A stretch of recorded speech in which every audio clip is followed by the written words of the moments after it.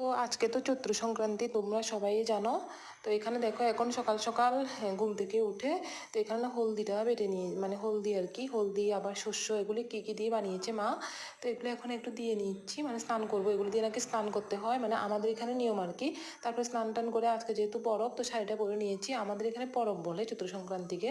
তো এখন দেখো ঠাকুর ঘরে এসে মালা বানিয়ে রেখেছি, এখন ঠাকুরকে মালা দেবো আর পূজাটা মানে আগে দিয়ে দেবো। তো আমার পূজা দেওয়া কমপ্লিট হয়ে গেছে। তো দেখো এখানে ঠাকুরকে দই চিড়ে সব দিয়ে দিয়েছি, তারপরে একটু গেটে গিয়ে মানে আম গেট কাটতে হয় আর কি। তো এটা কাটতে গিয়েছি, তারপরে এসে দই চিড়া মানে যা খেতে হয় ওগুলি খেয়ে নিয়েছি সকালবেলা। তারপরে দেখো এখানে এটাকে পাচন বলে, পাচনের জন্য এখানে সবজি কেটে রেখেছে, কাঁঠাল দিয়ে করবে আর কি, সব রকমের সবজি দিয়ে। তো আমাদের এখানে এটাকে পাচনে বলতে। দেখো এখন এটা সন্ধ্যার সময়, মানে দিনের বেলা আর টাইম পাইনি, এই জন্য দেখাতে পারিনি। তো দেখো আর এখানে এগুলিকে না জাগ বলে, সব গাছের পাতা দিয়ে এখানে সন্ধ্যার সময় জ্বালতে